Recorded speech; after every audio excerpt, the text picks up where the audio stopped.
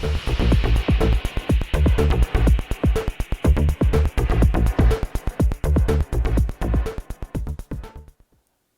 there, it's Del here from Spartan Racing again. Just want to say thank you to everybody for the subscriptions and the feedback that I've been getting. It's been amazing. So I just wanted to give a sort of 6-month update on where I was with my TR160. I've made a few little minor tweaks and a few minor changes, just things to make it a little bit more comfortable and work a bit better for me. So first, the main change really is just more for the button boxes.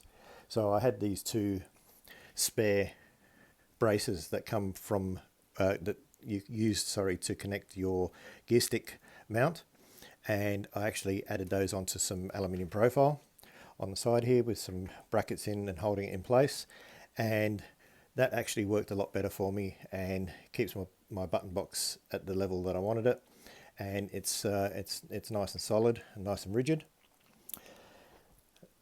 The other thing was I have my next level motion all in, snugged up. I did have to lift my seat up a little bit. It was a little too low, so I just added some aluminium profile under the seat. I don't use the seat sliders because I'm pretty much the only one who uses this. So I've got it in the position that I want. I've got the little track racer little red mount there for my VR headset. It just sits underneath my mouse pad, a little mouse plate.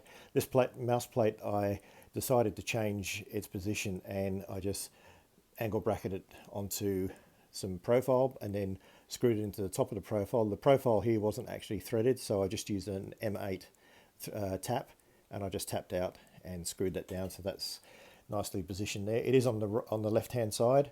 I am right-handed, but I've got so used to with the R seat that I had previously having the mouse on the left hand side that I just left it there, and it sort of worked for me.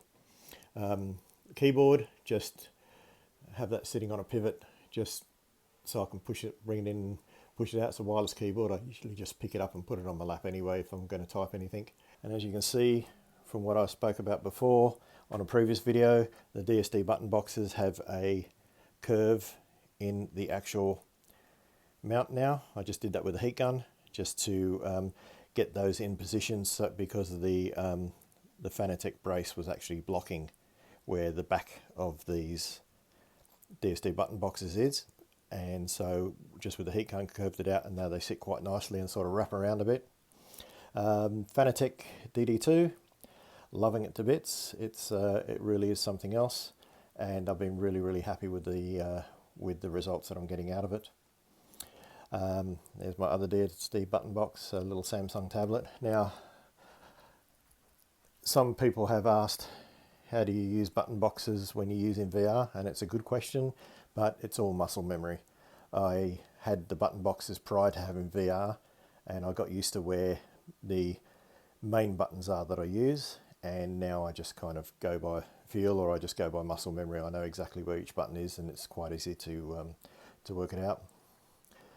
2018 limited edition F1 wheel with the podium module, podium paddles on the back. They've been a really great addition. If you're in two minds about getting these, they're excellent. The only thing I will say is if you want to set up a clutch bite point with the analog paddles down here, if you don't have Fanatec pedals, it doesn't work. So unfortunately, it all works in sync when you've got the Fanatec pedals plugged into your base, and then you can set up the bite point. But yeah, it doesn't actually work if you don't have Fanatec pedals. But the Husenfeld pedals have been so spectacular, and they're so good. I would highly recommend them for anybody if you're going to upgrade to another set of pedals. We've got Hypersyn gloves. That's what I use. Keeps my wheel looking nice and tidy. Sparko Hypersyns. I just like them because they're small, and also the tips of the fingers, you can actually operate a touchscreen from the tips of the fingers. I've got a wrap cable around my Oculus, one of these cables. I get these cables here are same cables as I've got wrapping all the cables around here. Just bought them locally from a company called J-Car in Australia, but I'm sure you can get them anywhere around the world. The reason why I've got this, it goes around 1 meter and I think about 1.5 meters or so. The reason why I did this is when I had my previous Oculus, this cable, the cable that went to the computer used to twist really badly and get really bad kinks in it. And since I've put this wrap around it and then I just cable tied it to the actual side of the headset, I haven't had any problems with cable twisting. It's been really good. So that's been a real benefit. Oh, I just wanted to show you something. Now I'm no lightweight, so let's have a look at this. So I weigh about 115 kilos. So this is, people ask how strong these plates are. Now this is going to be a bit tenuous. So let's see if we can balance here, so bear with me. So I'm about 6'1" and about 115 kilos, and I'm standing unsupported right on the edge of the wheel pedal plate. Oops. And bouncing up and down, and that is not moving. So if you want to know how strong that is, there you go. So it is, everything about this rig is absolutely rigid. I had, as I mentioned before, I had a R-Seat N1, which was a fantastic simulator rig. But when I went to direct drive, I was noticing that I was getting a bit of vibration and shuddering through the actual sim rig itself. Once I've gone to aluminium profile, I absolutely love it. It's so solid and so rigid. So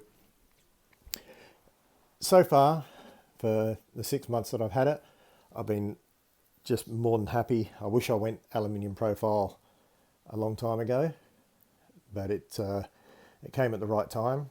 And I know everybody's sort of been sitting and waiting and patiently for theirs to turn up, but it's been tough times. It's been trying times for everybody, and supply chains have been really disrupted. And I do know the guys at Track Racer have been, under a lot of pressure and a lot of stress trying to do the right thing. I'd just like to say to Anthony and Matt, you guys have been amazing, and your support has been really good.